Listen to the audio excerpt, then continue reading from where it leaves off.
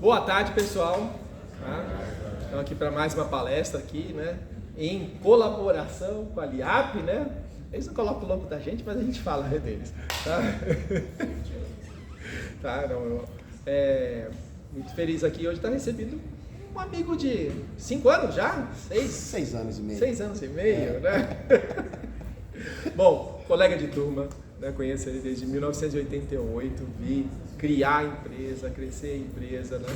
Acompanhei de perto, né, o crescimento da empresa, fiz consultoria, foi muito parceiro da Unicamp, tá? Então, se vocês pegarem 2 mestrados que eu orientei, a gente foi lá na Dextra, tá? Avaliar, lá foram casos de estudo, né? Então realmente sempre muito parceiro, né? E também muito parceiro do Iago e outras coisas, tá? Eu acabei de prestar esse copo para ele, tá? Então aqui no copo tá a marca da Dextra ali, ó, tá? Então foi o evento RoboCode que a gente organizava antigamente, de programação, uma torneio de programação, né? E a Dextra ajudava com os prêmios. Tá? Então isso aqui já faz uns 20 anos talvez, né? Faz uns 20 anos. Pelo logo faz uns 20 anos. Tá? Então, muito feliz de estar aqui, tá? Eduardo, bem-vindo. Gente, aproveitem bastante, tá? E ele vai falar, eu não vou falar, eu deixei ele contar a história da Dextra aqui e de todos os empreendimentos dele. Obrigado, Marcos. Boa tarde, pessoal. Joia? Beleza? Bom, obrigado pelo convite, professor. Eu sempre venho com muita alegria bater um papo com vocês toda vez que eu posso, toda vez que eu sou convidado. Na verdade, toda vez que eu sou convidado, eu tento conseguir vir. Então, é um prazer falar com vocês. Como o professor Marcos falou, né, a gente se conhece desde 1988. Vocês não tinham nem pensado em existir naquela época ainda, né? E a gente já estava estudando junto naquela época, nosso primeiro ano de faculdade, né? Qual que é a ideia, né, aqui hoje? Eu não trouxe uma apresentação, eu queria fazer realmente um bate-papo com vocês e mostrar um pouquinho, né, da minha história, a minha história como profissional, né, um pouco da minha carreira, falar um pouco da minha história como empreendedor, né? Contar um pouco desses 30 anos que eu tenho como empreendedor, e falar um pouquinho como é que eu tive essas ideias e as pessoas que me ajudaram, enfim, trocar um pouco de informação com vocês. Gostaria que vocês me interrompessem a hora que vocês quiserem para perguntar, para trocar uma ideia, para questionar, para concordar ou discordar das minhas ideias, né? Bom, como o Marcos falou, né, eu me chamo Eduardo Copo, eu tenho 55 anos, eu sou casado, minha esposa ela é médica oftalmologista, a Ana. Eu tenho 2 filhos jovens, o João Pedro de 18 anos e a Marina de 17. Estão começando agora a jornada deles nos vestibulares, decidindo o que eles vão fazer da vida, ainda cheio de dúvidas, cheio de inseguranças e incertezas, acho que como todo mundo nessa fase da vida, né? Então,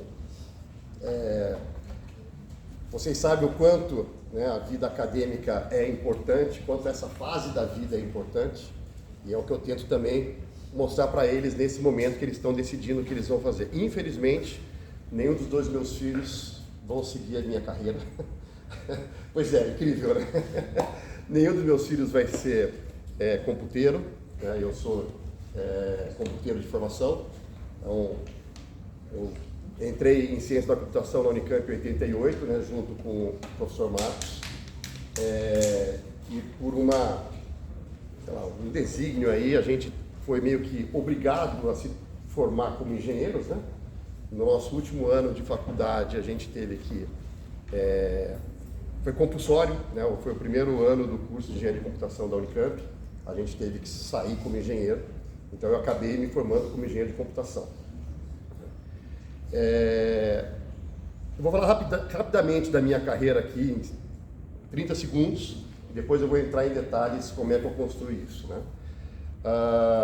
Bom, eu me formei em 1993, há muito tempo, e e desde o meio da faculdade eu já tinha uma ideia de ter um próprio negócio, de abrir uma... na verdade, a gente pouco falava sobre empreendedorismo naquela época. Aliás, era uma coisa que não se falava na faculdade. Isso é uma das coisas que, né, a gente se ressente muito, né, professor? Quer dizer, na nossa época, falar de empreendedorismo era uma coisa que não existia. Então, assim, a gente nunca teve uma aula de empreendedorismo, a gente nunca teve uma aula de gestão de negócio ou de criação de negócio. Startups era uma coisa, um modelo que não existia naquela época, né? E hoje, né, a gente está vendo aqui, né, a Liga das Startups incentivando todo mundo a participar. Quer dizer, é uma mudança radical o que aconteceu nesses últimos 30 e poucos anos, né? Então eu fico muito feliz, porque da minha turma de faculdade, que éramos, sei lá, entramos 90, saímos quanto, professor? Você lembra? 70, saímos 50. 70, saímos 50. Desses 50, só eu e mais uma pessoa que decidimos empreender depois de um tempo, né? Então é muito pouco, né? Então, naquela época não se falava de empreendedorismo, não se falava de montar empresa, de ter o seu próprio negócio. Naquela época o que a gente queria mesmo era trabalhar em centro de pesquisa, né? Ou na academia, ou em multinacionais, tipo uma IBM da vida, né? Era ali que a gente achava que a carreira ia acontecer. Eu fui por um caminho um pouco tortuoso, né? Eu saí da Unicamp, eu continuei trabalhando durante 2 anos num laboratório de pesquisa da Unicamp, e aí então, depois de 2 anos de formado, aí eu realmente comecei a minha empresa, né? E aí então eu fiz, a minha empresa começou, a primeira versão da minha empresa morreu, aí eu recomecei a minha empresa, e depois de alguns anos, né, a gente fez esse negócio prosperar, a gente fez esse negócio dar certo, né, e há 6 anos atrás, a gente vendeu a empresa. Eu vou contar um pouco dessa história depois, né, e eu continuei trabalhando na área como executivo, dentro da minha própria empresa vendida, né, e no final do ano passado eu resolvi mudar o rumo da minha carreira. Então eu deixei de ser um executivo nessa empresa que eu estava, que eu já vou contar a história, e agora eu estou trabalhando como conselheiro. Então agora estou fazendo uma transição de carreira nesse momento, depois de tanto tempo trabalhando, né, empreendendo e sofrendo com as dores, né, e também, obviamente, aproveitando as delícias, né, de ser empreendedor e de construir um negócio, né? Eu estou agora mudando de carreira. Então, para mim, também é um recomeço de carreira, né? Onde eu estou deixando de trabalhar como executivo, né, num negócio, para ser conselheiro e ajudar outras empresas a crescerem. Então, esse é meu momento de carreira nesse exato instante, tá? Bom, falei um pouco dos meus filhos, né? Eu sou campineiro, nasci em Campinas, eu morei a minha vida inteira em Campinas, hoje eu moro em Valinhos. Eu torço pro Guarani. Quem aqui torce pro Guarani? Puxa vida, eu sabia que não ia estar sozinho hoje aqui. Temos um bugrino na sala. Tem alguém que torce pra Ponte? Tá bom, tá desculpado, mas não é. Eu ia falar que você estava com a camisa do Juventus, mandando o Juventus, tá certo. Bom, eu tenho, além de eu, né, gostar de futebol, como vocês devem imaginar, né, eu sofro também com futebol. Eu tenho alguns hobbies, né, o meu hobby, hoje o meu hobby principal é ser cervejeiro caseiro, que eu sou desde 2006. Comecei a fazer as minhas primeiras cervejas em 2006, já faz bastante tempo, antes de virar modinha da cerveja caseira aqui no Brasil, tal. Então eu me dediquei a estudar um pouco disso também. Eu fiz curso de sommelier de cerveja, especialização em cervejeiro caseiro, etc. E eu também gosto muito de Jeep, então eu também faço umas trilhas, tal, gosto de natureza. Esses são os meus hobbies atualmente. Eu podia ter trazido uma cervejinha para depois do hospital, né? Fica para a próxima. Bom, pessoal, deixa eu fazer uma pergunta aqui para aquecer, né? Quem aqui já empreendeu? 2, 3 pessoas. Você não conta, professor. Você não vale. Mas já foi um ótimo empreendedor. Mas vocês já empreenderam. Seu nome qual que é? Heitor. Heitor? Você empreendeu no quê? Eu aprendi a programar para fazer modificação de jogo e daí com isso eu comecei a vender itens desses jogos que eu fazia modificação, daí eu fiquei mais de 10 anos vendendo por dinheiro de verdade. Que legal, cara. Depois eu quis entrar na faculdade para especializar essas coisas. E foi antes de você entrar na faculdade? Sim. Bacana. Você tinha quantos anos quando você começou essa? Para mexer mesmo acho que foi com uns 12, assim. Mas aprender a programar foi um pouco um tempo antes, porque eu não pensei em vender antes, mas depois eu falei, tem dinheiro aqui.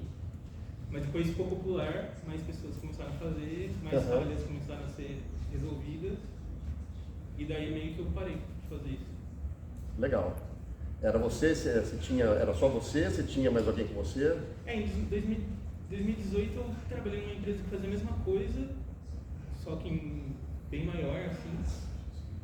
Mas era eu sozinho, assim, vendendo, falando com as pessoas, pegando dinheiro, PayPal ou coisas parecidas. Legal, então. Muito bom. E você? Seu nome? Vitor. Vitor. Conta um pouco pra gente, Vitor. Eu comecei em 2018 fazendo vendas de cones trufados, né, recheados. Após isso, comecei com sanduíches naturais também, fricassê, queijo e afins. E atualmente eu faço venda de trufas caseiras. Pô, legal. Bacana, muito bom. Excelente. Quem aqui não empreendeu, mas assim, já sabe que gostaria de experimentar?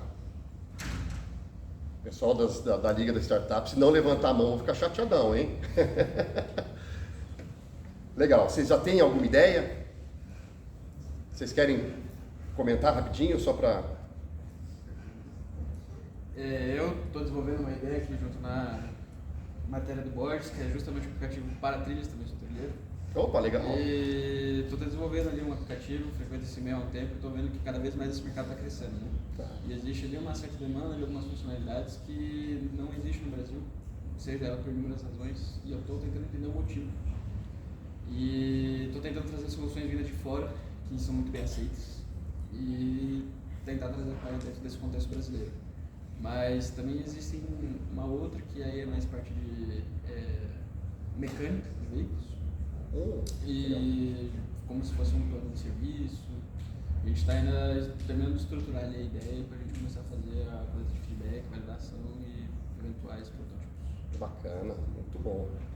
Você, Júlia? O meu é como se fosse um centralizador da plataforma que centralize todas as oportunidades internacionais que existem na Europa. Existe serviço para os Estados Unidos e para a América Latina, mas eu tenho aplicações para a Europa, como por exemplo, oportunidade de summer job, oportunidade de intercâmbio, até de estudar fora realmente na Europa.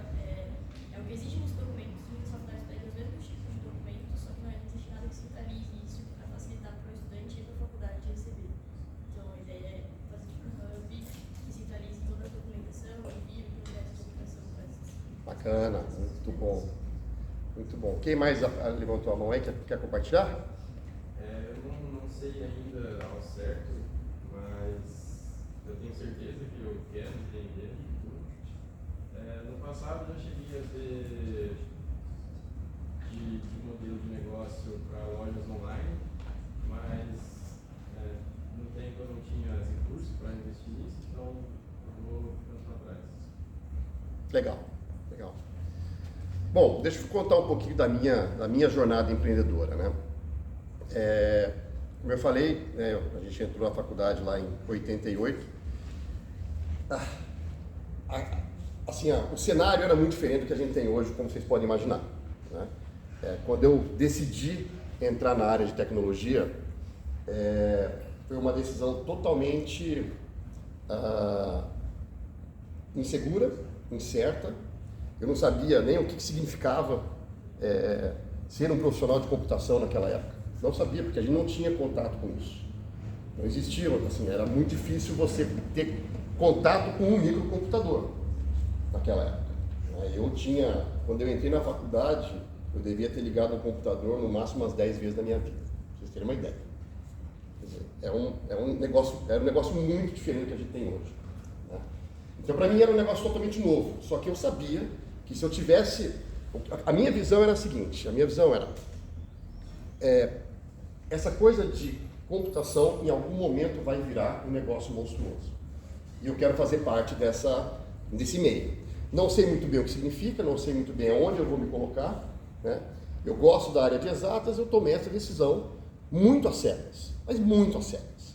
Não foi uma decisão, e aí quando eu falo, né, eu vejo os meus filhos tomando essas decisões hoje, eu entendo eles perfeitamente, porque eles também não sabem o que espera, né, o que eles podem esperar daquilo que eles estão escolhendo como profissão. Pra vocês terem uma ideia, o meu filho, ele está escolhendo fazer ciências políticas, né?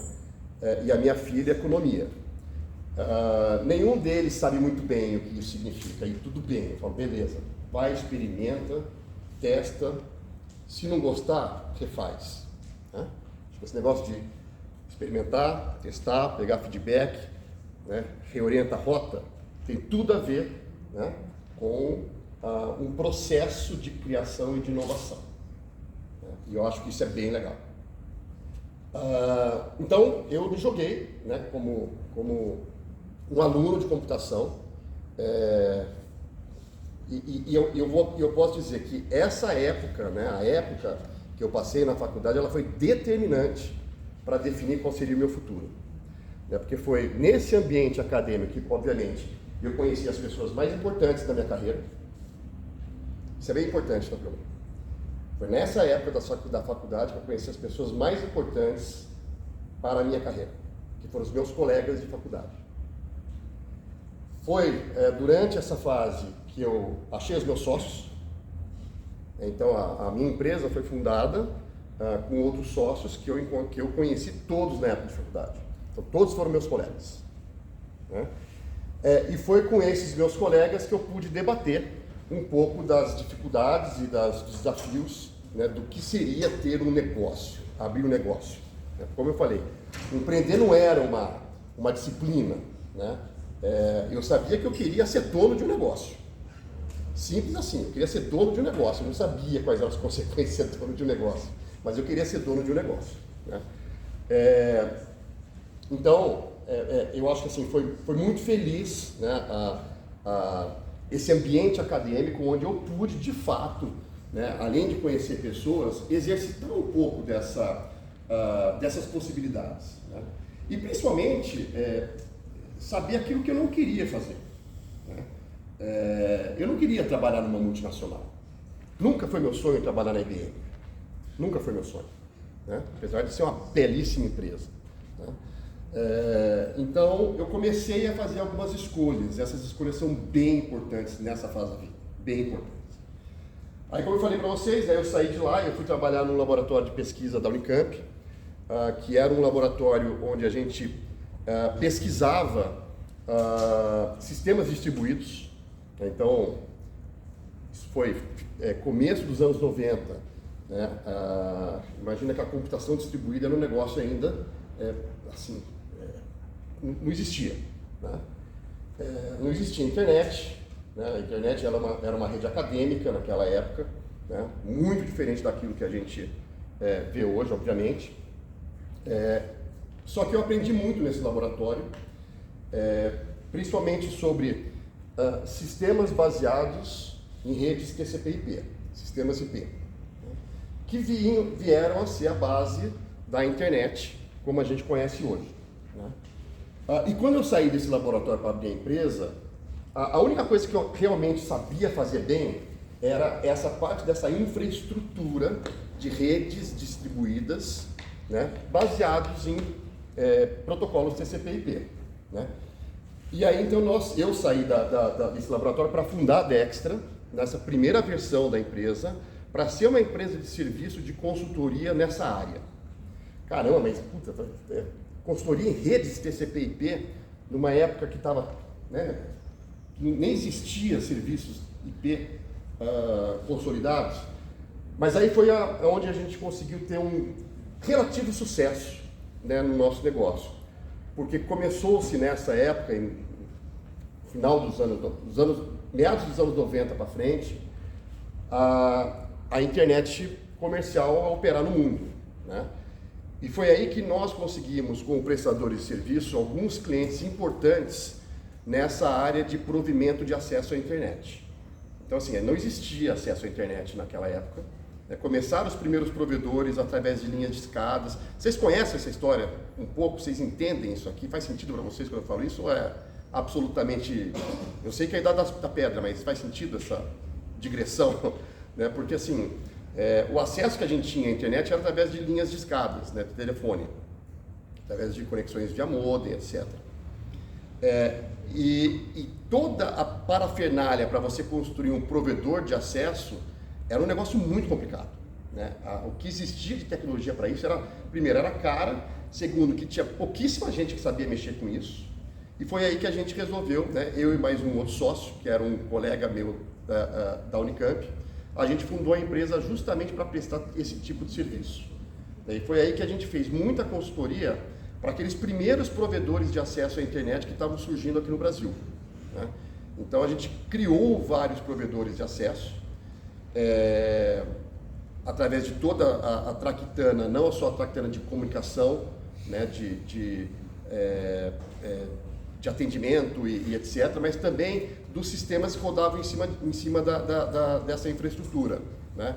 Então, os primeiros servidores de e-mail, ninguém sabia configurar um servidor de e-mail, né? A gente ia lá e montava um servidor de e-mail.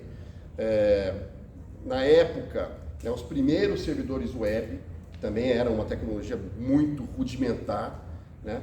E a gente teve um relativo sucesso com esse tipo de serviço. Mas, de novo, era uma equipe muito pequena, era um time muito pequeno. Era eu, mais o meu sócio e mais um estagiário, né? Num trabalho que ganhar escala era muito difícil, porque dependia muito do nosso trabalho técnico, né? Então era um trabalho essencialmente técnico, né? Mas que a gente conseguiu um certo sucesso e alguns clientes. Só que isso aí teve uma vida muito curta, né? E logo vieram as grandes empresas com muito investimento para colocar nessa área de provimento de acesso à internet. Então os grandes provedores, os provedores gringos vieram para o Brasil e tal, e começou a ter uma competição muito grande para esse tipo de serviço. E obviamente a gente era uma empresa de nada, um empreendimento muito pequeno para esse tipo de serviço, né? Então a gente falou assim, cara, isso aqui não tem futuro, vamos pensar vamos refazer esse nosso negócio. Nessa mesma época, eu tive um convite para ir trabalhar num projeto, que esse sim era um projeto bem legal, por causa desse conhecimento que a gente tinha sobre esses serviços, né, de acesso à internet, que era o projeto da primeira banda larga do Brasil, da rede banda larga do Brasil. Quer dizer, a gente tinha redes de escadas de internet, né? Aí uma consultoria que era de uns amigos nossos de São Paulo, eles estavam num projeto junto com a NET, né, que era a TV a cabo, né, que era do Grupo Globo, daquela época. Eles vieram com um grande projeto de colocar a primeira rede banda larga no Brasil. Isso no final dos anos 90 e começo dos anos 2000. Então eles me convidaram para gerenciar esse projeto, porque como eu tinha esse conhecimento técnico, eles falaram, vem aqui e você vai ser o gerente desse projeto piloto da banda larga do Brasil. Eu fiquei super entusiasmado, falei, pô, isso aqui é uma oportunidade de ouro, né? Para eu poder aprender um pouco tá nesse meio corporativo que eu nunca tive, né? Que é organizações Globo, TV a cabo, um negócio totalmente diferente. Eu falei, eu quero ter essa experiência, eu quero participar desse projeto, que é um projeto absurdamente inovador, né, de acesso de banda larga no Brasil. Então eu gerenciei esse projeto do ponto de vista técnico. Eu fui responsável por colocar o primeiro piloto de banda larga em operação, que foi em Sorocaba, que era onde a NET tinha escolhido para ser a planta piloto, né? E aí, nesse projeto, eu fiquei durante 2 anos, né, tocando esse projeto. E nesses 2 anos eu tive que parar a Dextra durante um tempo. A gente não conseguia mais tocar porque esse projeto absorvia muito a o nosso tempo e, obviamente, a gente está muito focado nessa questão. Então, a gente decidiu que a gente ia parar a operação da Dextra durante um tempo, né? Esse projeto aconteceu, depois ele foi feito o rollout dele para todo o Brasil, né? E virou o sucesso que virou o Virtua, né? Que era o nome que tinha,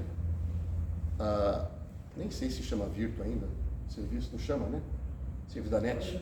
Agora é Claro, agora é NET Claro, é verdade. Ele era o Virtua, né? Que o projeto depois virou, a Claro comprou essa operação da Globo, né? A NET foi comprada pela Claro, hoje é Claro banda larga, né? Então a rede banda larga da Claro, teve origem lá nos anos 2000, né? Com esse projeto piloto lá em Sorocaba. E aí nesse projeto eu trabalhei com outras pessoas que também eram meus colegas da Unicamp, né? Que não eram necessariamente da minha turma da Unicamp, mas eram pessoas que eu conheci na faculdade, né? Tinha um pessoal mais velho, tinha um pessoal mais novo, uns bichos meus. Em 2002, eu e mais 2 colegas, né? Falamos, que tal a gente refundar a Dextra? Então, assim, aquela Dextra 1.0 de serviço de consultoria, uma empresa muito pequena, muito nichada, essa ficou para trás. Quer dizer, a gente falou, cara, não dá mais para ser isso, o que a gente vai fazer? Né? Veio assim, na verdade, assim, o que a gente vai fazer não, né? A gente viu que existia uma super oportunidade, e eu acho que aí é um pouco daquela visão, né? Que o empreendedor deve sempre ter, do qual é o problema que nós vamos resolver, qual é o problema que nós vamos resolver, né? Porque não adianta você simplesmente ter uma ideia, né, se não tem um problema que, ao ser resolvido, traz algum valor para quem está consumindo aquele serviço, né, ou aquele produto. O que a gente viu, né, até porque a gente trabalhou durante esses anos nesse grande projeto da Globo, junto com outras consultorias, depois a Accenture entrou nesse projeto, vieram outras consultorias enormes, porque ganhou escala, né, esse projeto de banda larga da Globo. A gente viu que tinha uma oportunidade que era desenvolver software sob medida. Era uma coisa que não se falava muito naquela época, por incrível que pareça, tá, turma? Acreditem nisso, né? Ninguém falava em desenvolver software sob medida em escala naquela época. Software sob medida era sempre uma coisinha assim, vai fazer a automação de uma videolocadora, de uma padaria, né? Mas não para o uso corporativo em escala, né? E a gente teve uma visão naquele momento, lá em 2002. A gente falou, cara, o mundo vai ser software, o mundo vai ser regido por software. Não vai existir um negócio ou um serviço no mundo que não vai ser baseado em software, né? E a gente falou, e não é software de prateleira, não é software, não são grandes pacotes de software, é software sob medida para problemas específicos. E aí a gente falou, cara, vamos então abrir um negócio que seja especializado em fazer software sob medida. Mas para quê? Cara, para qualquer processo que precisa de algum nível de inovação. E por que algum nível de inovação? Porque quando você tem uma inovação, não necessariamente você tem uma solução pronta para aquele processo inovador. Então aí tem uma oportunidade. Cara, então se é um processo inovador, se é uma coisa que nunca ninguém fez ou que ainda não foi atendido, aqui tem uma oportunidade. Então vamos olhar, né, processos de negócio ou negócios inovadores que precisam de software e nós vamos nos plugar nesses caras para poder prestar serviço de software sob medida. Acho que foi uma decisão muito acertada, apesar da gente também não ter muita ideia naquele momento sobre qual seria o potencial futuro disso, mas de novo, a gente tinha um cheiro de que aquilo podia ser um bom negócio. Teve uma outra digamos, alinhamento de astros, né, que começou-se a ter um movimento muito grande de adoção, principalmente aqui no Brasil, de sistemas e pacotes de software livre. Até então, software livre era um negócio bastante acadêmico, era um negócio muito focado em algumas comunidades, e a gente focou em só usar soluções de software livre e padrões abertos para desenvolver os nossos sistemas, né? E acho que aí também foi uma decisão super acertada, né? Porque aí a gente não estava atrelado a um provedor de tecnologia, né? A gente conseguia uma infraestrutura de sistemas a um preço relativamente baixo, que a gente conseguia passar isso para os clientes de uma maneira relativamente baixa, e a gente conseguia ter um diferencial que era, a gente conhece desse ambiente de software livre, mesmo porque a gente também tinha esse conhecimento, né, de sistemas IP, sistemas TCP/IP, que eram a base para esses pacotes, essas aplicações de software livre. Então a gente juntou um pouco dessa nossa expertise para esse problema e começamos a investir nisso. Quando nós decidimos fazer isso, a gente falou assim, bom, o que a gente vai fazer da vida? A gente não tem dinheiro, né?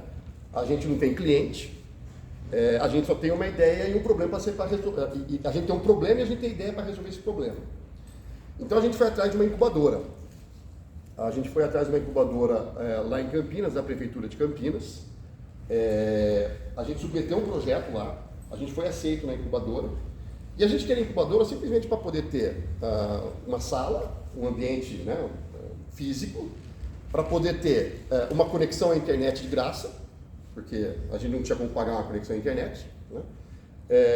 E a gente poder ter algum contato através da incubadora a um ecossistema de negócios. Por isso que a gente foi para a incubadora, né? Porque ali tinha um ecossistema de negócios que a gente poderia se aproveitar, né? Então a gente foi para essa incubadora, cada um dos sócios aportou R$1.000, né? Então a gente fundou a empresa com R$3.000, eu vendi meu carro naquela época, eu também não tinha, e ficamos vários meses, obviamente, sem ganhar um centavo do nosso negócio, só investindo o nosso tempo, e tentando fazer as conexões comerciais, porque também não adiantava a gente ter lá um time de desenvolvimento se a gente não tivesse cliente. Então, a gente investiu muito desde o começo em buscar mercado, né, em buscar cliente. E, obviamente, a gente foi buscar cliente na nossa rede de relacionamento, né? E aí, de novo, né, o nosso primeiro cliente foi uma colega nossa de faculdade que tinha uma empresa, que ela tinha, na verdade, o pai dela tinha uma empresa, né, e ela falou, pô, meu pai está precisando de um serviço aqui, vocês não querem fazer para ele? Então, assim, o nosso primeiro cliente foi uma colega de faculdade, né? Por isso que eu falo, as conexões que se faz nesse ambiente, elas são determinantes para a vida, né? Um pouco dessa mensagem que eu queria deixar para vocês. E aí a gente começou, né, com o dinheiro entrando, a gente começou a contratar alguns estagiários, né, que eram desenvolvedores, né, e a gente começou a montar um time, né? E esse time foi crescendo, a gente conseguiu ter alguns outros clientes, né, e a coisa começou a ganhar corpo, né? Isso lá, sei lá, 2005, 2006, a gente já tinha uma equipe de, naquela época, talvez uns 20 desenvolvedores, né, 20, 25 desenvolvedores. E aí, e naquela época, né, todas essas empresas de software, isso também foi uma outra parte interessante da nossa história, todas as empresas de software naquela época, para elas poderem ganhar grandes contratos, elas tinham que ser empresas certificadas em algumas metodologias de desenvolvimento, né? E existia uma metodologia que era a base para tudo, que era a metodologia da Rational, a famosa RUP, né? Que nada mais é do que você ter um processo muito bem documentado e um processo muito bem sistematizado de você fazer o quê? Processo tradicional de software, levantar requisitos, desenvolver, testar, homologar e blá blá blá. Quer dizer, aquele famoso modelo cascata de software. Esse era o modelo que existia até então. E nenhuma empresa pensava em fazer software de um jeito diferente desse, né? E a gente também embarcou nessa. A gente tinha que ter essa expertise desse processo sistematizado. A gente foi atrás de certificação. A gente fez certificação MPS-BR, que é uma certificação que existe até hoje, né? Que certifica o processo de desenvolvimento de software. A gente foi atrás de CNMI, também é uma outra certificação de processo de desenvolvimento de software, né? E aí a gente... só que aí é o seguinte, né? De novo, aí vem um pouco das coisas que começam a não bater, né? Como eu falei para vocês, o nosso negócio era fazer desenvolvimento de software sob medida, para processos inovadores ou para negócios inovadores, né? Como todo processo de inovação, isso também é uma coisa importante, né? Qualquer processo de inovação ele não é preditivo. Você não consegue, se é um processo de inovação, você não consegue, a princípio, modelá-lo de primeira. E com software é a mesma coisa. A gente começou a ver que os nossos projetos começaram a dar muito errado. Porque a gente tentava fazer o seguinte, vamos gastar um tempão aqui, fazendo uma especificação detalhada de um software que não existe, de um negócio que nem o cara que está comprando sabe muito bem o que ele quer, porque é inovador, e software é um negócio super intangível. Cara, essa coisa tem tudo para dar errado. Você passa um tempão fazendo uma especificação, um tempão fazendo codificação, um tempão testando, homologando, para no final ir para a produção, o cara falar, puta, não era isso que eu queria. Mas por que não é isso que você quer? Não, porque já mudou. O meu negócio já evoluiu. Quer dizer, o processo foi tão longo que o negócio já mudou. Então, aquele software que a gente estava entregando já não estava mais atendendo o que o cara queria no princípio do projeto. Porque ele também não sabia o que ele queria. Ele não sabia o que ele queria, né? Foi aí que a gente falou assim, cara, então a gente vai ter que achar um outro negócio para fazer aqui. Que esse negócio de CMMI, MPSBR, RUP, cascata, isso não está funcionando para processo de inovação. E aí a gente foi atrás de entender outras metodologias. E foi aí que em 2007, mais ou menos 2008, a gente encontrou o ágil, as metodologias ágeis, né? Que aí foi uma transformação no nosso negócio. Porque as metodologias ágeis, elas são próprias para processos de inovação. Aquilo que eu falei no começo, né? O que a metodologia ágil faz? Você tem um problema, você tenta modelar esse problema da maneira mais rápida possível, faz o seu MVP, testa, reorienta. E reorienta o seu projeto, né? E processos de inovação são intrinsecamente processos de experimentação. Então foi aí que a gente conheceu as metodologias ágeis, a gente caiu de cabeça nesse mundo ágil e a gente começou a partir daí só a desenvolver projetos usando métodos ágeis, né? E aí a gente teve um super, mega sucesso, né? Eu diria que talvez tenha sido assim, o maior ponto de virada quando a gente abraçou a agilidade com tudo na empresa. E aí tem três coisas que eu queria, na verdade tem três pilares, e quando a gente refundou a Dextra, a gente tinha muito claro na nossa cabeça, né? Que eram assim, pilares fundamentais para a gente abrir um negócio, né? Primeiro é o seguinte, a gente queria de fato ter uma empresa que entregasse um produto ou um serviço de extrema qualidade. A gente queria ser conhecido pelo mercado por uma qualidade técnica da entrega muito alta. Para isso acontecer, a gente precisava ter pessoas altamente qualificadas no time. Então, as pessoas que a gente queria atrair eram pessoas assim, muito boas. A gente queria atrair talentos muito bons. Uma coisa depende da outra, né? E a terceira coisa, que é uma coisa que nós três sócios fundadores escolhemos fazer desde o princípio, foi, cara, ninguém vai montar uma empresa aqui se essa empresa não for um lugar legal pra cacete para se trabalhar. Então esses três pilares, eles foram fundamentais na nossa história, né? A gente queria montar uma empresa que fosse um lugar legal pra caramba para se trabalhar. Porque a gente sabia, se fosse um lugar bacana, a gente ia atrair os melhores. Se a gente atraísse os melhores, a gente ia entregar o melhor resultado. Quando a gente descobriu o ágil, a gente falou, cara, esses três pilares, eles são sustentáculos para o ágil, para essa cultura da agilidade, né? E aí a gente começou a fazer um trabalho que não era simplesmente um trabalho técnico, mas era um trabalho de formação de times. E aí a gente falou assim, cara, aonde a gente tem que investir é de fato em ter um ambiente que seja um ambiente absurdamente seguro para as pessoas poderem experimentar, para as pessoas poderem errar, para as pessoas poderem ousar e arriscar, mas tem que ter um ambiente seguro para isso. Aí nós, em determinado momento, a gente fez uma avaliação e a gente até contratou uma consultoria para nos ajudar nisso, que era, a gente era uma empresa de serviço, a gente não tinha produto, a gente era puramente serviço, a gente não tinha nenhum produto, né? E a gente queria entender assim, cara, qual que é a nossa fortaleza de fato? Né? O que faz a Dextra ser uma empresa diferente de qualquer outra empresa do mercado? Vamos tentar entender onde é que está o nosso diferencial, né? Aí nós chamamos essa consultoria para nos ajudar a fazer eles trouxeram uma metodologia, e uma das coisas que a gente fez nesse assessment, nesse trabalho, foi mergulhar fundo aonde estava o nosso diferencial, né? A gente já tinha lá, talvez umas 100 e poucas pessoas nessa época, já tinha clientes bem engajados na nossa proposta de valor. E aí a gente viu o seguinte, nessa consultoria saiu um negócio que foi meio assustador para a gente, né? Eu até vou ler um pouco aqui, porque essa frase ela é bastante importante aqui no nosso processo, né?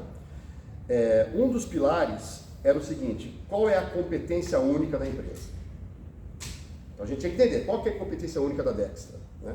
Depois de muito quebra-pau, de muita, né, quebrar a cabeça com a turma lá, muita discussão, dias inteiros discutindo, a gente chegou à conclusão de que a nossa competência única, isso aqui é assustador, quando eu li isso aqui eu quase desisti, a nossa competência única era promover um ambiente de envolvimento, motivação, colaboração e inovação que concretiza a nossa capacidade de prover soluções para os problemas complexos de tecnologia dos nossos clientes.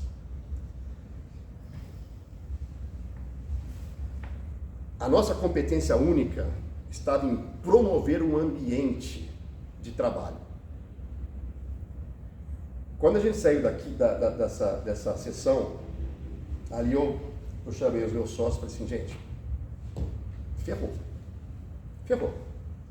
Os nossos concorrentes têm um produto inovador, tem um processo inovador. A gente está dizendo que a nossa competência única é o jeito que a gente cria um ambiente de trabalho.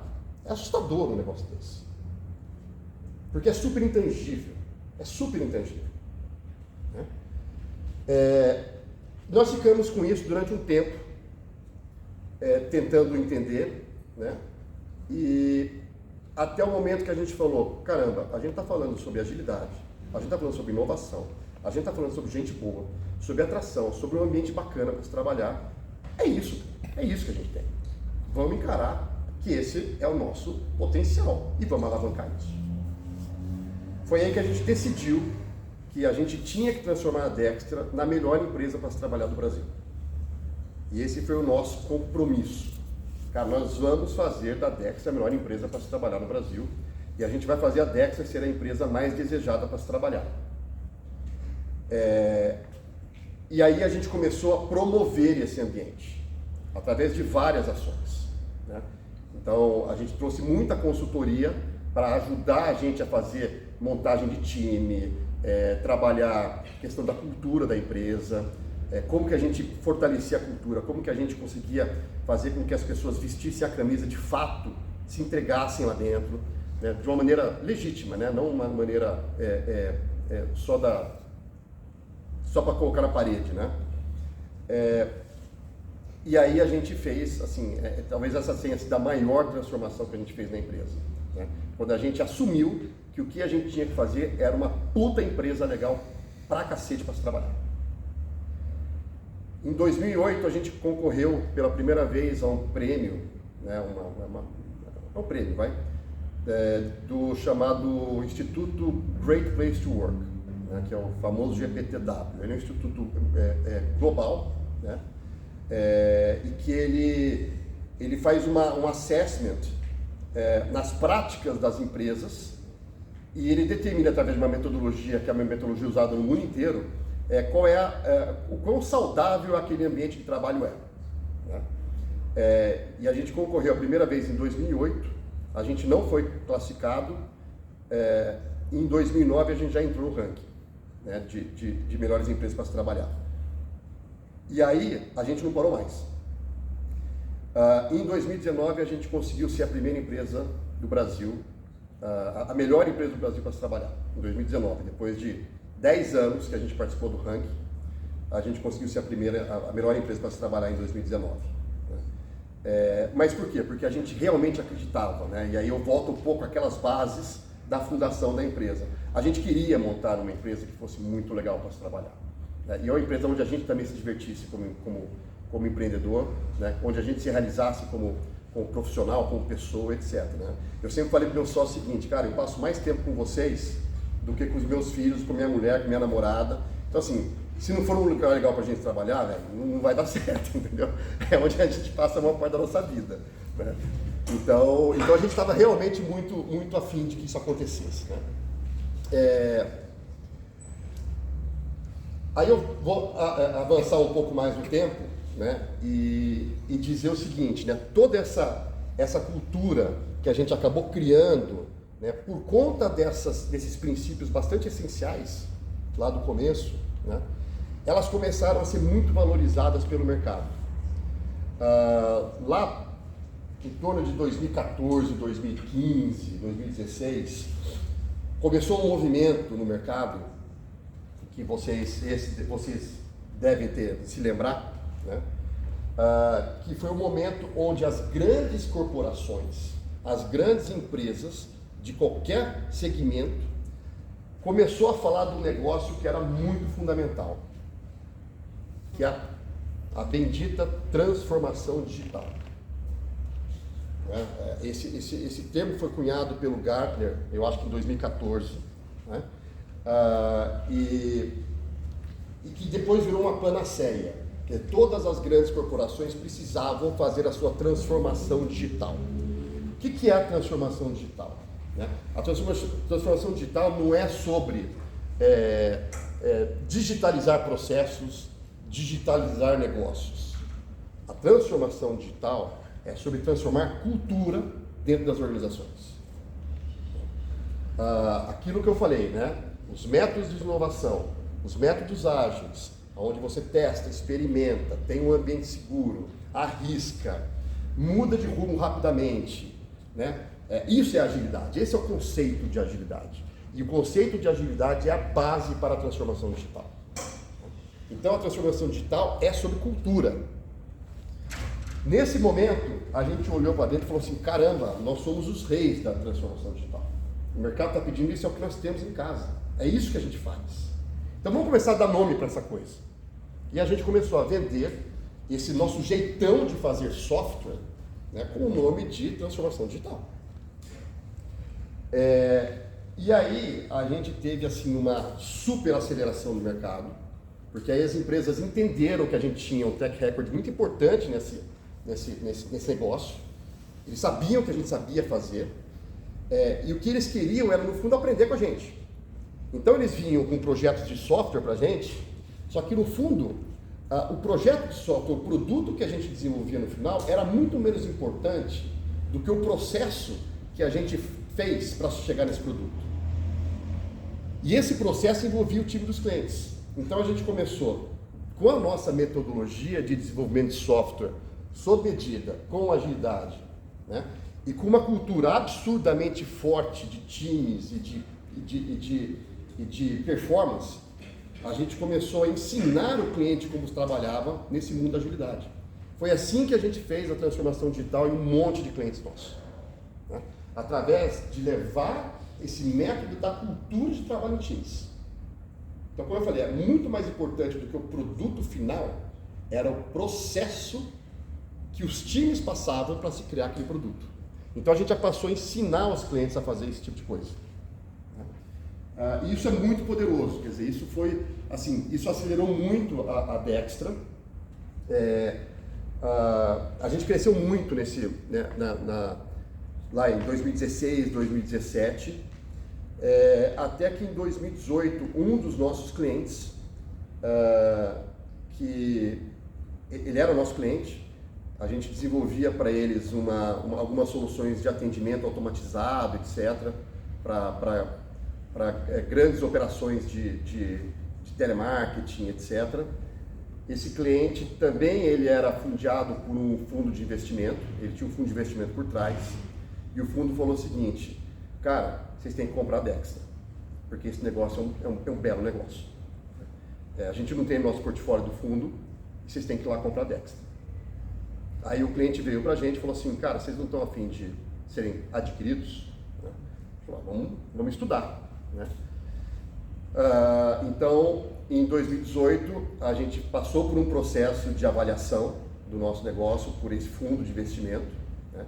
E aí, então, em 2018, a gente concretizou a venda da empresa para esse nosso cliente, que é uma empresa brasileira, mas que tem esse fundo inglês por trás. Então, a gente vendeu a Dextra em 2018 para esse fundo de investimento, né? E a gente, obviamente, tinha algumas condições para esse negócio acontecer.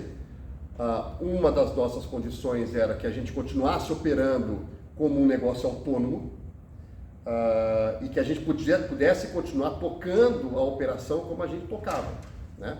Então, com essa questão da cultura, o cuidado das pessoas, com esse jeito que o mercado entendia ser uma entrega de valor, né? Então, essa foi uma das condições. A gente vende o negócio, nós sócios continuamos na operação, então nós continuamos como executivos na operação, né? E aí foi um negócio muito assim, porque aí eles chegaram para a gente e falaram assim: beleza, só que agora vocês vão poder fazer o negócio de vocês crescerem sem o risco de vocês serem, né, os empreendedores. Porque também chegou um determinado ponto que para nós como pessoas físicas, nós sócios da Dextra como pessoas físicas, era muito difícil a gente conseguir fazer grandes investimentos e arriscar muito mais no crescimento, porque a gente também não tinha muito mais, a gente não tinha potencial financeiro, a gente não conseguia, né? Então, nós sócios passamos a ser quase que fosse um risco, ou sei lá, um teto, né, para a empresa crescer. E uma das coisas que a gente sempre primou muito na empresa foi: a gente tem que fazer a empresa crescer. Por quê? A gente só vai conseguir reter as pessoas boas, isso também é uma coisa bem importante, né? Uma empresa de serviço que é totalmente baseada em pessoas, né? A gente só vai conseguir continuar que esse nosso serviço seja relevante com essa qualidade se a gente conseguir reter as pessoas boas. E nenhum profissional, e aqui vocês vão fazer essa reflexão, nenhum profissional gosta de estar num lugar onde ele não tem o potencial de crescimento. Todo mundo aqui quer crescer na carreira. Se aquela empresa não consegue dar essa oportunidade, ele simplesmente vai sair da empresa. Então, a gente sempre teve uma obsessão por crescimento, porque a gente sabia que era a única maneira da gente conseguir reter os nossos talentos por muito tempo. Se eles conseguissem ter a oportunidade de crescer dentro da empresa. Então a empresa tem que crescer para as pessoas poderem ter promoção, para poder virar gerente. Quer dizer, não tem jeito. Então a empresa tem que crescer. E aí a gente começou a ser um risco para isso. Quando esses caras vieram, eles falaram assim: ó, agora a gente vai fazer essa empresa bombar, vocês vão ter os recursos financeiros que vocês precisam e vocês façam essa empresa crescer. Então esse foi o combinado. O combinado foi: vocês nos dão dinheiro para fazer o negócio crescer, mas vocês não metam a mão na operação. Deixa a gente fazer do jeito que a gente sabe fazer. E esse foi o combinado que a gente fez com eles, né? Então a gente vendeu, né, para essa empresa se chama Grupo Mutante. Eles obviamente existem até hoje, com um fundo que era o fundo da Permira, um fundo inglês, que tinha investimentos em vários lugares do mundo e tal. E aí uma das teses de crescimento nosso também era fazer aquisição de outras empresas para aumentar o nosso carteira de cliente, aumentar o número de funcionários, etc. Então, em 2019 a gente acabou adquirindo uma outra empresa, né, uma empresa do Sul, a Sync, que tinha na época mais ou menos uns 300 e poucos funcionários. Eles faziam basicamente o que a gente fazia, mas eles tinham uma presença importante nos Estados Unidos. Eles tinham bastante clientes nos Estados Unidos, então a internacionalização era uma coisa que a gente queria muito fazer. e a gente estava sempre batendo cabeça na Dextra, a gente nunca conseguiu fazer isso muito bem. A gente acabou adquirindo essa empresa, então ela veio para debaixo da Dextra, a gente integrou essa empresa. Isso foi final de 2019. E aí acontece tudo o que aconteceu em 2020, né? A gente comprou essa empresa em dezembro de 2019. Aí quando a gente fez o plano de integração dessa empresa, começou a pandemia. E a gente teve que fazer a integração, né, na Dextra a gente tinha, naquela época, umas 400 e poucas pessoas, mais umas 350 vindo da Sync. A gente teve que fazer a integração de todos os times, com uma pandemia no meio, com aquela incerteza, né? A gente não sabia se os clientes iam cortar contrato, se a gente passava de abril, né? Lembra que a pandemia começou em março, né? O lockdown foi em março, né? Dia 13 de março, nunca esqueça essa data, 13 de março, uma sexta-feira. Sexta-feira, eu tinha ido para Curitiba para fazer a primeira reunião lá de anúncio da compra, o time todo lá, e começar a fazer o planejamento da integração. Eu voltei na quinta-feira para Campinas. Na sexta-feira eu fui trabalhar, o nosso escritório ali no Parque Tecnológico ali do CPQD, e aí nós tomamos a decisão de mandar todo mundo para casa. Então, e aí foi uma loucura, né? Porque a gente tinha quase 800 pessoas e a gente disse o seguinte: sexta-feira 13, né? Sexta-feira 13, segunda-feira ninguém mais volta para o escritório. Então a gente teve algumas horas para arrumar essa operação, mandar todo mundo para casa. Segunda-feira ninguém mais vem. Então a gente teve algumas horas mesmo, né? Ligar para cliente, falar, ó, trabalho remoto a partir de segunda-feira, ninguém mais vai para cliente. Então a gente teve que ligar para todos os clientes, porque tinha times nossos trabalhando em cliente. Então ninguém mais vai, né? Lockdown, ninguém mais vai, fizemos isso. Aquela baita insegurança, né? E agora, o que vai acontecer? Não sabia se o mercado ia acabar, se os clientes iam cortar os contratos, né? O que aconteceu foi que 2020 passou abril, passou maio, com aquela incerteza, junho o mercado começou a bombar, né? E o tipo de serviço nosso. Então, muita empresa contratando, os nossos clientes começaram a aumentar muito o contrato, assim, em 3 meses a gente já estava numa aceleração absurda, né? E 2021 a gente passou de 800 pessoas para 1.300 pessoas, né? Em poucos meses a gente passou para 1.300 pessoas. Então era uma operação, né? E era uma operação que, de novo, né?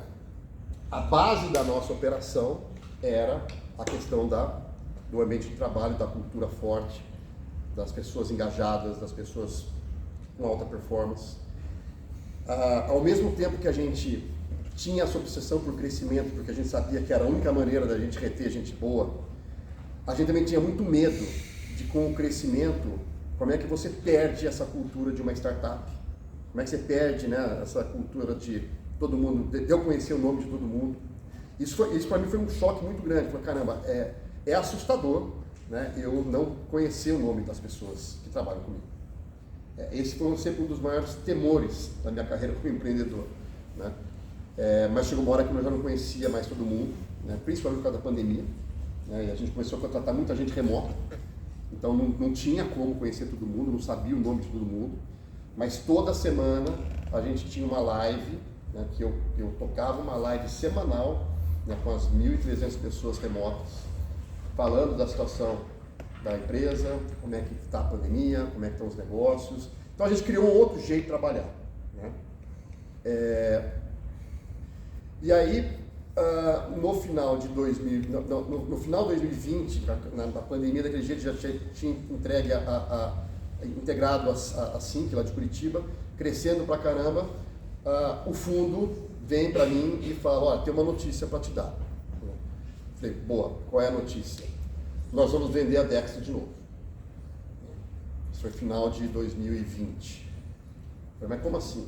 Falei, não, o fundo quer sair, o fundo vai sair, porque o fundo é isso, né? O fundo ele compra, faz o negócio crescer, chega uma hora que ele fala, tchau. né? Deixa eu recuperar a grana que eu botei nesse negócio. Né? E chegou a hora da gente sair. Né? Então a gente vai agora fazer um roadshow e a gente vai vender a Dextra. Né? E aí tô eu de novo lá para ser vendido. Né? Vendi uma vez, comprei uma outra vez, estou sendo vendido pela segunda vez. Né? E aí foi um processo mega legal. Aí foi um processo super legal, onde a gente, meio que a gente pôde escolher para quem a gente queria ser vendido. Vieram muitas empresas interessadas, veio fundo, veio empresa gringa, e aí a gente decidiu, né, pela oferta que não era a melhor oferta em termos financeiros que a gente podia ter, né, mas com certeza em termos estratégicos foi a melhor oferta e a melhor decisão que a gente podia ter, que foi a CIT. A CIT estava para fazer o IPO dela lá em Nova York em 2021. Ela ia fazer o IPO em 2021 e ela precisava engordar a operação, precisava, né, crescer o negócio dela para o IPO. Ela precisava ter uma aquisição grande, né, para poder também mostrar para o mercado que ela estava preparada para esse tipo de crescimento. Ela estava preparando para o IPO, então eles fizeram uma oferta, e aí em junho de 2021 a gente fechou o negócio, a venda da Dextra para a CIT, né? E foi uma transação assim maravilhosa, né? Foi uma integração super legal, porque no fundo a CIT sempre foi uma empresa que nós da Dextra admiramos muito, além de serem de amigos nossos, né? Os fundadores da CIT são nossos bichos da Unicamp, né? E a gente conhecia eles sempre. Eram empresas que, apesar de a gente concorrer no mercado, a gente também era muito parceiro, a gente se ajudava muito, a gente trocava muita figurinha. Eu falei, os sócios eram amigos mesmo.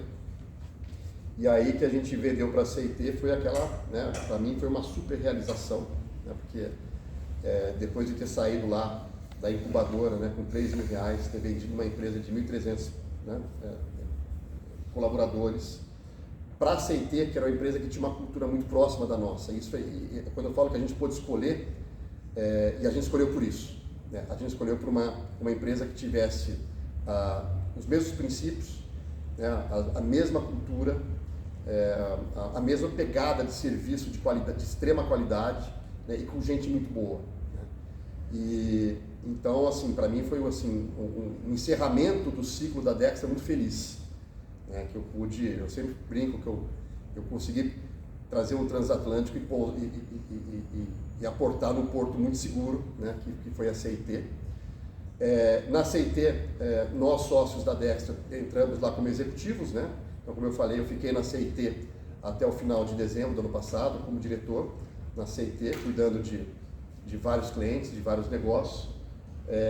E no final do ano passado eu decidi que eu ia fazer essa mudança na minha vida. Então, aí eu deixei a CIT em dezembro do ano passado, depois de um processo de transição lá dentro, né? Porque também eu tinha que preparar todo mundo para a minha saída, né? Que queira, que não queira, tem um impacto, principalmente com as pessoas que trabalham comigo há tantos anos e tal. Então foi um trabalho também de transição importante a ser feito. Comecei esse trabalho em julho do ano passado, lá com os outros diretores da CIT, com os sócios da CIT. Eu falei, no final do ano eu me aposento dessa vida e vou fazer outras coisas, né? Então foi isso que aconteceu. Em dezembro eu saí, aí em janeiro eu já não sabia mais o que eu ia fazer, porque eu estava desesperado, né? Eu falei, e agora o que eu faço, né? Que eu não tenho mais escritório para ir. Aí eu decidi fazer um curso de conselheiro, né? Então eu fui fazer um curso para me tornar um conselheiro certificado, né? E hoje eu estou no conselho de algumas empresas, né? Então é um pouco da minha carreira nesses. Não sei se eu falei demais, acho que falei demais. E vocês não me interromperam, eu gostaria que vocês tivessem me interrompido. É isso, gente, contando um pouco da minha história. Não sei se foi muito chato, mas eu queria agora responder perguntas de vocês e interagir um pouco com vocês enquanto eu tomo uma aguinha aqui. Bom, eu vou puxar a pergunta.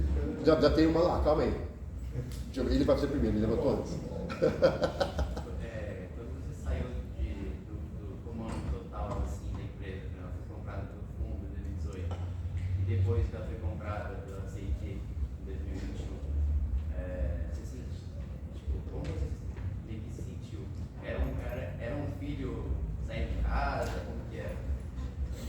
Cara, olha, na primeira venda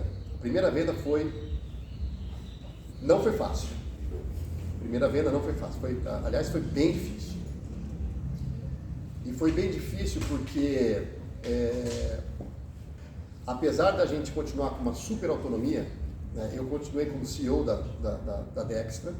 A Dextra continuou operando com uma unidade totalmente autônoma, mas, cara, aquela coisa, a decisão já não é só mais minha, ou não é mais minha dos meus sócios, né? No final, quando a gente vendeu a Dextra, nós éramos 4 sócios, né? Porque no meio do caminho veio um outro ex-colega nosso, da Unicamp, que se tornou sócio da Dextra também.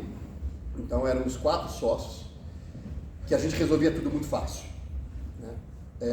Quando você é vendido, você tem um outro nível de governança. E esse outro nível de governança exige muito mais negociação, muito mais discussão. Então, o processo decisório se torna mais lento e às vezes você se frustra muito com ele. Porque, putz, não é do meu jeito. Então, assim, não foi fácil. Eu passei, assim... Aliás, os primeiros meses, né, a gente foi vendido em agosto de 2018, até abril de 2019, eu ainda estava tentando entender como é que a banda tocava. Então foram meses difíceis, mas meio assim, puta, é o meu filho que tá indo, está crescendo, e eu já não estou mais com, né, eu já não estou conseguindo mais ter todo o controle que eu tinha antes. Então é um pouco assustador. Na venda para a CIT, não, foi muito mais tranquilo, porque eu já tinha passado por esse processo, né? E eu acho que um pouco da experiência, né? Eu sabia como é que era um processo de integração, principalmente uma empresa que é adquirida. Aquela coisa, é muito diferente você comprar e ser comprado, né? Não tem jeito, tá? Quem compra sempre acha que tem um poder maior sobre aquele que é comprado. E quem é comprado sempre fala assim, puxa vida, aqui a gente agora vai ser colonizado. Não tem jeito, esse é um pensamento que sempre vai ter, né? Mas você tem que trabalhar muito bem isso no time, né? Eu acho que a gente conseguiu trabalhar isso muito bem na primeira venda, em 2018, apesar de ter sido difícil, e na segunda foi muito fácil. A segunda foi muito fácil, assim, até por conta de ser uma empresa tão parecida com a Dextra, né? Porque a Mutante ela não era parecida, ela não tinha um negócio de desenvolvimento de software, ela tinha produtos, era um outro business, né? Então o mindset é diferente, a cabeça é diferente, né? Então a gente teve que meio que aprender a lidar, né, com a cabeça de fundo. Cabeça de fundo é diferente, né? Não é cabeça de dono. Cabeça de dono é uma coisa, cabeça de fundo é outra coisa, né? E aquela coisa, né? Fundo está acostumado a comprar. Empreendedor vende uma vez na vida. Essa é a diferença. Quem compra, compra várias vezes. Quem vende, vende uma vez só. É a venda da vida. Então, isso é complicado pra caramba, né? Então fica uma relação desigual. Fica uma relação desigual. Mas a gente aprende, né? Então, assim, foi muito legal, porque no fundo a gente aprendeu pra caramba, né? E eu acho que isso tem um baita valor. Eu olho para trás e falo, caramba, a gente foi corajoso, né? Foi essa palavra. Completar, você já sabe qual pergunta que eu vou fazer. Então faça em voz alta. Você falou que fundo é diferente, né? E o caso famoso é a história do que o fundo deu para vocês para investir, né? Mas que você contasse para eles isso para entender a diferença de cabeça. Isso é bem importante. Eu contei isso uma vez para o professor, desse processo nosso. Quando nós somos os empreendedores e os investidores, cara, tudo na empresa é contado, o dinheiro é contado, é tudo assim, notado, né? Os recursos são muito escassos. Os recursos são sempre muito escassos, né? Não tem abundância. O que tem abundância é para fazer a empresa crescer. Então, assim, só que os recursos são muito bem aplicados, muito bem pensados.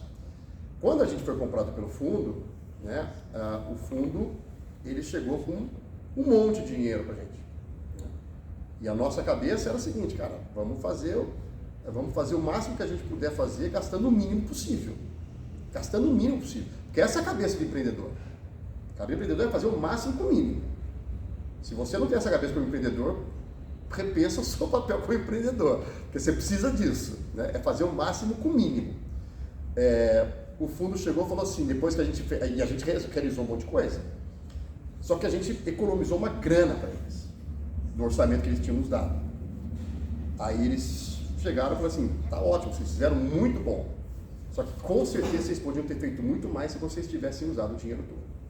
Então essa é a cabeça do fundo, tipo, por que vocês não fizeram mais? Né? Sobrou dinheiro? Tá errado. Né? Então essa é a mudança de mentalidade. Tá errado, você tinha que ter gasto tudo.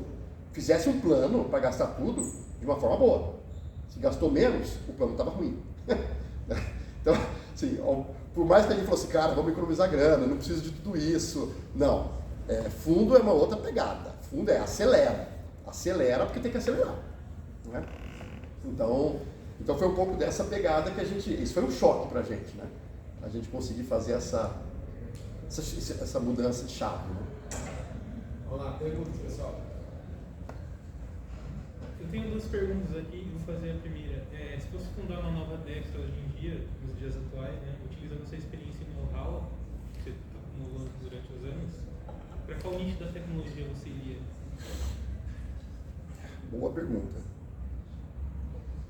Excelente pergunta. Cara, eu acho assim, empreender hoje, né? Quais são, como eu falei no começo, né?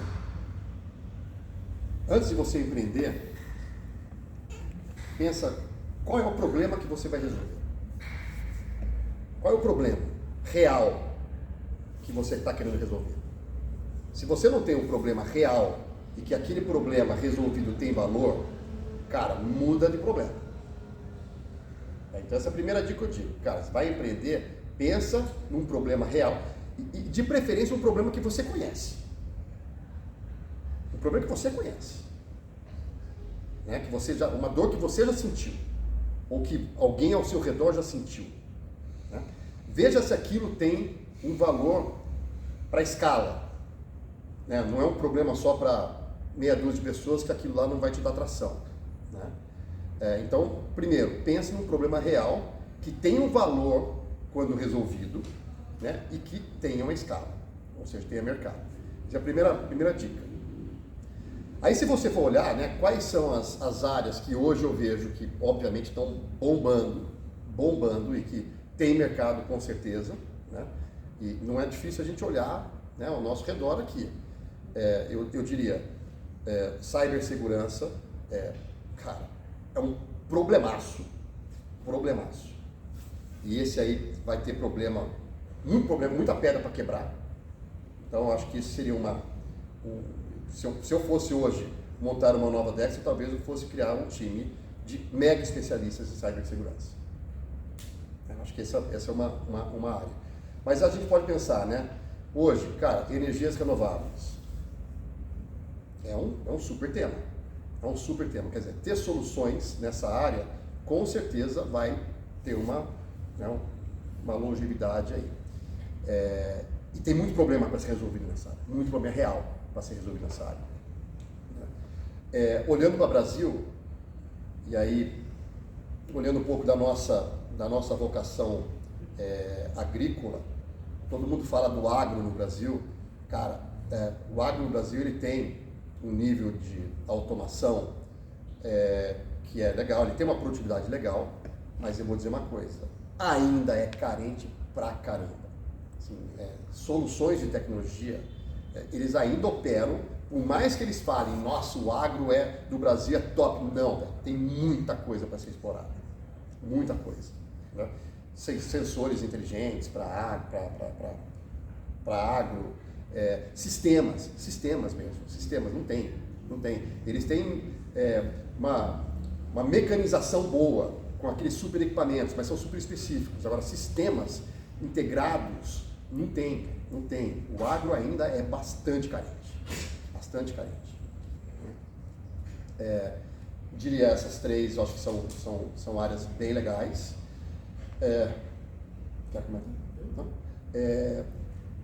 Obviamente, né, hoje nada do que a gente vai fazer não envolva a inteligência artificial, mas, de novo, a inteligência artificial é meio, né, ela não é uma coisa por fim, então, quer dizer, ela é uma ferramenta, ela é uma super ferramenta, né, então qualquer solução para qualquer problema que não envolva IA hoje pode ser que esteja errado, ou sei lá, pode ser que, né, então, mas é uma ferramenta, então tem que estar presente na solução. Eu diria isso, não sei, pensar em alguma outra área. Mercado financeiro,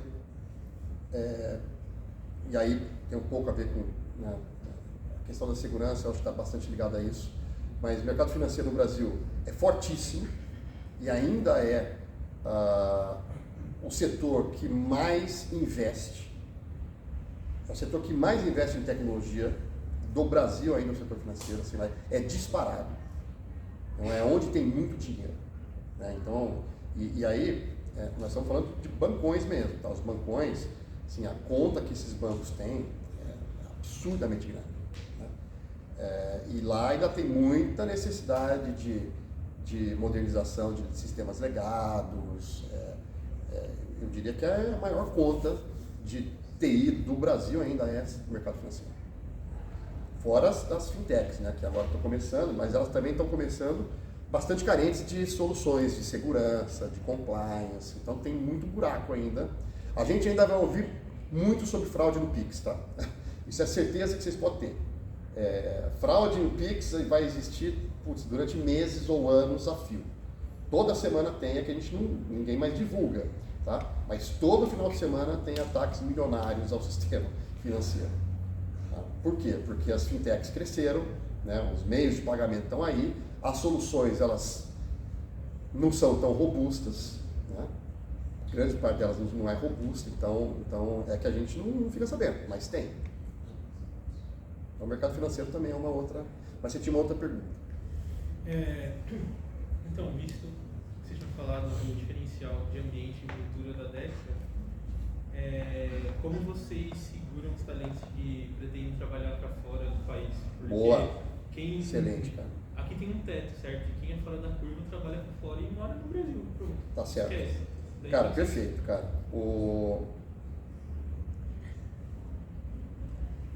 A gente, eu vou dividir em dois períodos, tá? O período pré-pandêmico, que não é o que a gente vive mais, era muito mais simples resolver esse problema, tá? Porque o cara, para trabalhar para fora, ele tinha que se mudar. E muita gente ia, tá? E muita gente ia. A gente perdeu muita gente na Dextra para ir trabalhar fora. Então foi muita gente para a Europa, muita gente para o Canadá. E tudo bem. O que a gente tentava fazer é sempre dar condições melhores de trabalho do que o cara poderia ter lá. Mas quando o cara tem um sonho de trabalhar para fora, cara, é meio assim, é que nem a enxurrada numa montanha, você não segura. O cara vai. Né? Depois da pandemia ficou muito mais difícil. Porque aí é o trabalho remoto e o cara vai trabalhar para fora mesmo, né? O que você tem que fazer assim, e a gente era nosso ferramental, que era, você tem que dar desafios interessantes, né? Esse pessoal, né, vocês, né, a gente é movido por desafio. Então, tem que ter projetos interessantes, tem que ter clientes interessantes, desafiadores. E uma das coisas que a gente usava muito na Dex, como a gente tinha muito cliente, era justamente a possibilidade do cara trabalhar em vários contextos diferentes. Então ele podia trabalhar, sei lá, 6 meses num projeto, depois de 6 meses vai para outro projeto, com outra tecnologia, com outro problema de negócio. Então essa mobilidade é uma coisa que também é um fator de retenção. Então você ter desafios, você ter essa mobilidade e principalmente você ter um ambiente de aprendizado, onde a pessoa realmente se sinta crescendo e cresça de fato, né? Onde ela aprenda. Eu acho que esse é o maior mecanismo de retenção, é você ter um ambiente de aprendizado. Então, eu acho que é isso. Né? E era isso que a gente sempre lançava a mão. A gente conseguia fazer com certo sucesso. Beleza? Mais perguntas? Vamos lá, gente. Fazer uma. Vai. Você falou que. Não faz muito difícil, vai. Não, As suas são sempre difíceis. eu falei que uma das questões mais fortes, né? Que era o pilar lá era a questão da cultura. Certo. E o que a gente está vendo hoje, até nas empresas que são, cujo foco é vender na internet, um Zoom, ou né, um Google, eles estão pedindo para todo mundo voltar para o presencial por questão de cultura. Perfeito. Qual que é a sua visão com isso? Excelente, cara. É possível ou não é manter Excelente. a cultura? Eu vou dizer uma coisa. A gente perde muito com o trabalho remoto. A gente perde muito com o trabalho remoto. Isso é fato. Nos primeiros meses da pandemia, a produtividade dos times aumentou absurdamente. Muito. Mas por quê? Porque estava todo mundo, porque as pessoas estavam todas lá só fazendo isso, quer dizer, ninguém saía de casa, estava todo mundo só trabalhando, trabalhava 12 horas por dia. Óbvio que a produtividade vai subir, mas isso não é sustentável. Isso não é sustentável. O que a gente começou a perceber foi que o trabalho presencial, ele é essencial para você acelerar o aprendizado dos times.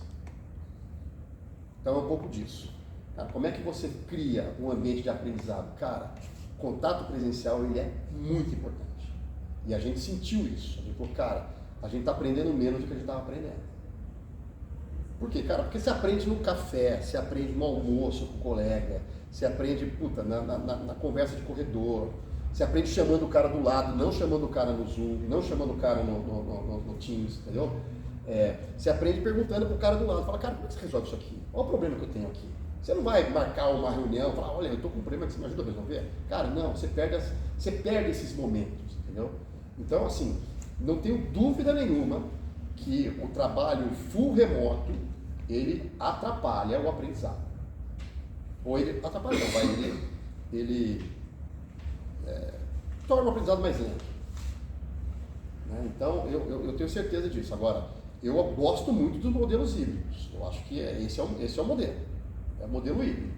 Onde você tem momentos presenciais, mas você pode fazer trabalhos remotos também. Né? Esse é o modelo que eu acredito. Né? Mas em termos de cultura, isso foi uma preocupação grande para a gente. Porque a gente sabia que nossa fortaleza era a cultura. E a gente conseguiu fazer isso no remoto, tá? Assim, mas a gente sabe que, podia ser bem mais. Podia ser bem mais. É o desafio. Eu acho que o trabalho híbrido é o ideal. Não sei o que vocês acham, o que vocês pensam, né? Mas eu acho que o contato pessoal, presencial, ele O ser humano é um ser gregário, gente. A gente gosta de estar junto, a gente não gosta de estar separado. É da natureza do ser humano. Entendeu? Então, Você não acha que o trabalho híbrido ou presencial, às vezes, você consegue perder talentos que você não teria se fosse por remoto? Eu vou dar um exemplo do meu time. Tá. A gente trabalha com infra, né? Na CT. Aí a gente... Você trabalha na CT? Show. Daí a gente precisava de um analista de... Você trabalha com o Ed? Não, eu sou com o Nilton. Tá. Com o Zama. Ah, com o Zama, legal. Aí a gente precisava de um analista de redes, né? E na região de Campinas a gente não achava o que a gente precisava. Teve que aumentar o budget da vaga para conseguir achar.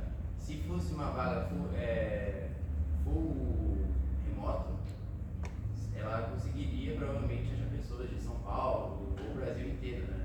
E como a gente fica em Campinas, o pessoal de São Paulo às vezes não vem pra cá, como é híbrido 8 vezes no mês, o pessoal não ia querer vir. E tem essa fuga de talentos, né?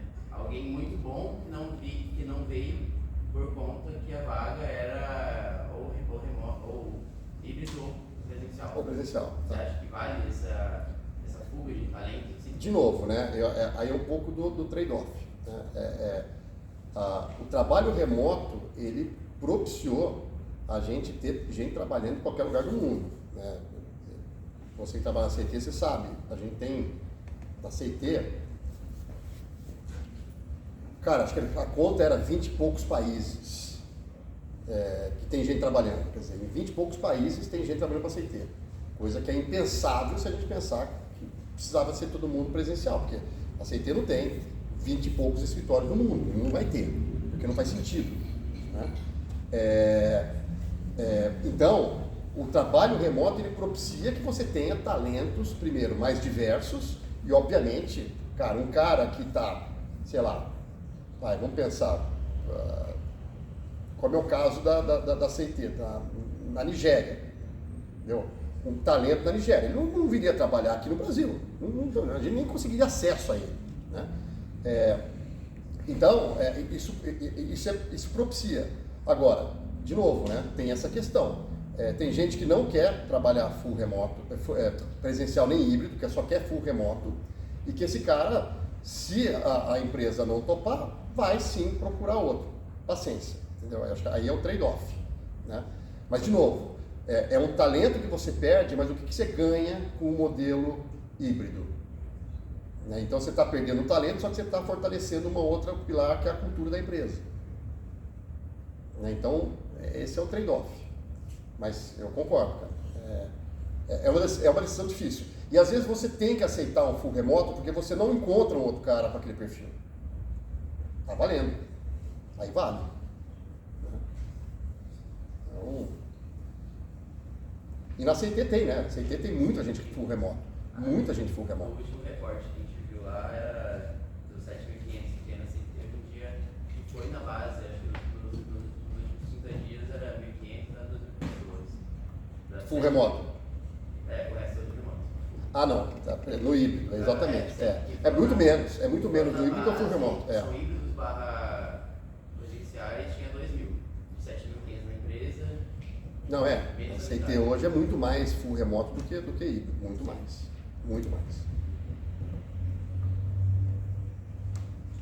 Essa mesma linha de ser presencial e ser remoto, né? Acho que todo mundo acabou vendo na semana passada a polêmica que deu contra outras demissões. Certo. Por conta de justamente produtividade, monitoramento. Você acha que existe alguma possibilidade das empresas quererem voltar a ser 100% presenciais em mundo?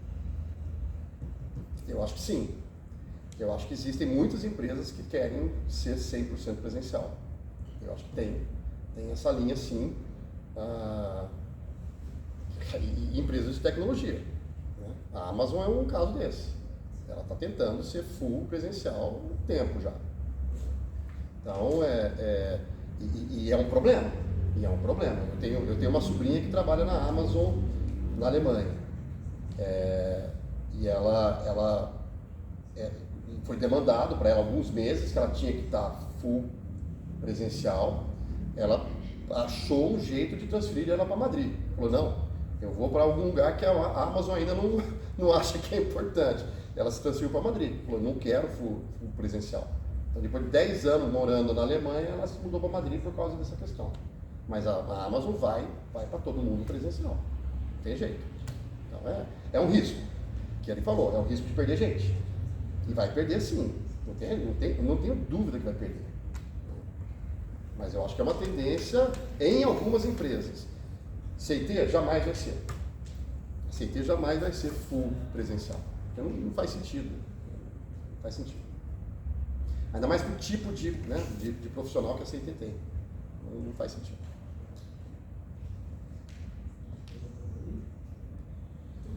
Aqui uma pergunta agora realmente foi você falando de essa questão. Um dos pontos, pilares das oportunidades que tem é a cibersegurança. Certo. E aí, por exemplo, pensar em implantar segurança para bancos, alguma coisa desse tipo. Nesse quesito aí, o presencial é ainda mais importante. A gente vai botar gente para discutir as soluções de segurança do meu banco trabalhando à distância, que eu nem conheço. Existem essas demandas, tá? Existem bancos inclusive existem alguns clientes da CIT, não posso dizer o nome aqui, mas não é no Brasil, é gringo, que foi um desafio para eles, é um banco gringo, que foi um desafio para eles toparem a CIT ter um time trabalhando aqui, por causa das questões de segurança, mas foi assim, um super desafio.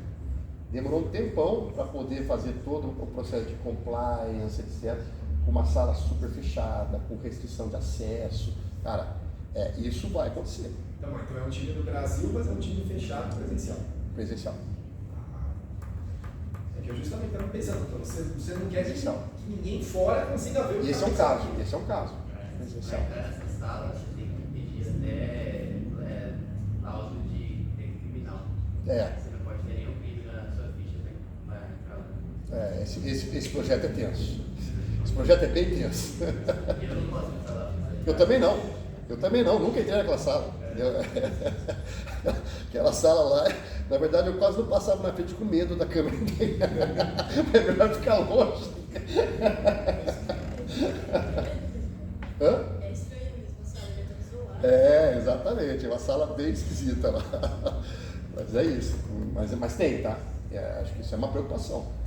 Porque a gente sabe que o mundo do crime nessa área também está crescendo e se profissionalizando pra caramba. Então, já que impede, se eu estou trabalhando em site de segurança, alguma coisa assim, na minha casa, está espelhando aqui para o cara do lado ver exatamente o lado oposto. Né? Professor, o assalto a banco agora é digital. E a gente está vendo assalto a banco toda semana. É isso. O assalto a banco não é mais agora, não é nem mais o novo cangaço, né? Os caras que vão lá para o interior e arrebentam a cidade toda, agora é tudo digital. Agora as brechas são enormes. As brechas são enormes. Então isso vai ser um problema. Isso vai ter, assim, né? Isso é um gato e rato. Porque assim, de novo, né? O sistema financeiro brasileiro é absurdamente avançado. As ideias, né, a dinâmica do mercado financeiro brasileiro é avançadíssima, ela é super sofisticada. Mas se paga o preço da inovação. O preço da inovação é as brechas de segurança. Não tem jeito. Né? Você ser inovador, você ser arrojado, entendeu? É o preço que você paga. Não tem jeito. Vai ter assalto todo final de semana. Então Pergunta mais alguma? Manda ver.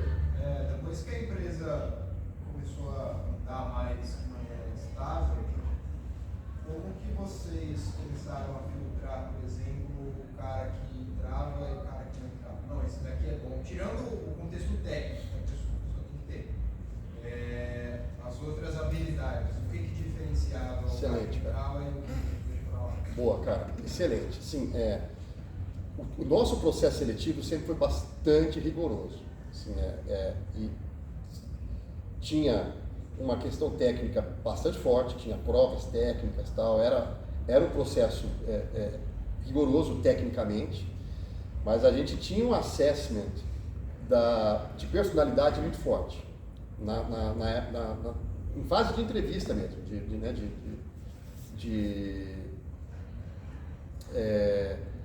o que a gente fazia era, a gente tentava entender como é que a pessoa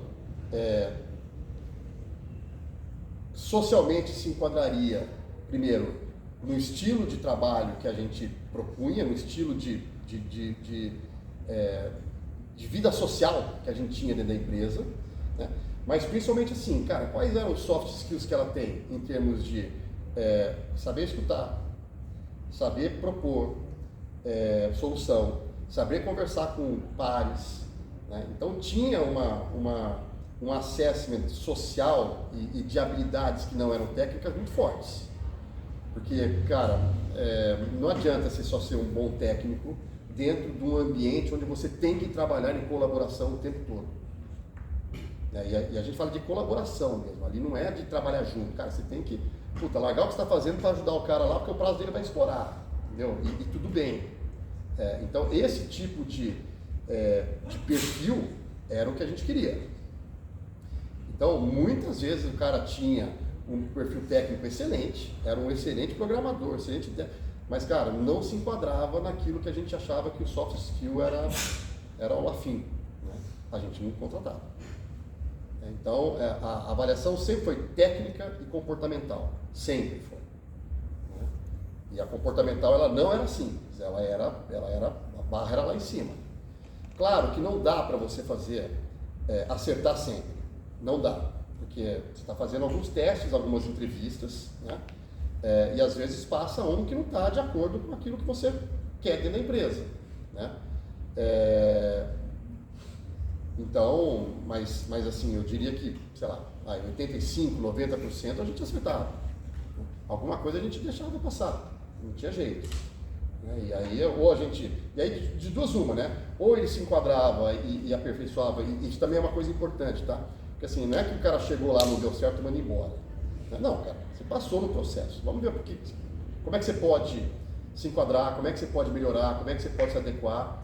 Né? A gente também tinha ferramental para poder dar as oportunidades para a pessoa se encaixar. Né? Se não desse, aí não tem jeito. Né? Então, mas é muito importante, tá? Porque essa questão do soft skill é fundamental. Assim, ninguém vai trabalhar numa empresa onde a colaboração é pilar se você não tiver, né, isso como, né, uma premissa pessoal mesmo. Cara, eu topo trabalhar aqui colaborando com o meu coleguinha porque é bom para mim e para ele. Então tem que ter um pouco disso também. Mais alguma? Para fechar aqui. Manda ver. Está falando aqui uma turma que está começando, vai entrar no mercado agora. Vai entrar no mercado agora. Que dica que você dá para quem está começando a carreira? Cara, eu vou dar uma dica aqui que eu falo isso para todo mundo, há muitos anos. Na nossa área, isso aqui não é culpa nem exclusividade de vocês, nem minha, é na nossa área. A ascensão na carreira, ela costuma ser muito rápida. Tá? Por quê? Porque nós somos profissionais altamente valorizados pelo mercado. Então, isso é muito assim, em poucos anos você já está aí voando baixo. Não tenham pressa, essa é a minha dica. Eu acho que muita gente se frustra por causa dessa percepção de que, vai chegar lá em pouquíssimos anos, vai virar um gerente, entendeu? Em pouquíssimos anos vai gerar um CIO, um CTO. A carreira, ela é uma maratona, ela não é uma prova de 100 metros rasos, ela é uma maratona. Então não adianta você sair correndo no começo, você vai se frustrar. Eu acho que essa é a dica que eu dou para quem está começando, principalmente na nossa área, que ela é sedutora, ela tem salários absurdamente bons e ela às vezes nos prega umas peças e a gente acaba se frustrando. Então assim, tenham calma, que vai dar tempo. Vai dar tempo e tenham calma. Né? E mais, né, uma coisa que é chover no molhado, né? Estudo constante. É aprender todo dia. Vocês estão achando que vocês vão sair daqui e vocês não vão estudar? Ledo engano. Aí vocês vão ver o que é começar a estudar de verdade, quando vocês estiverem trabalhando. Aí vocês vão ver o que é estudar. Tá? Por enquanto aqui foi só um ensaio. A hora que vocês estiverem no mercado, né, trabalho e estudo o tempo todo. Estudo. Muito bom. Então, só tenho a agradecer aqui, Eduardo Coco. Obrigado pela paciência.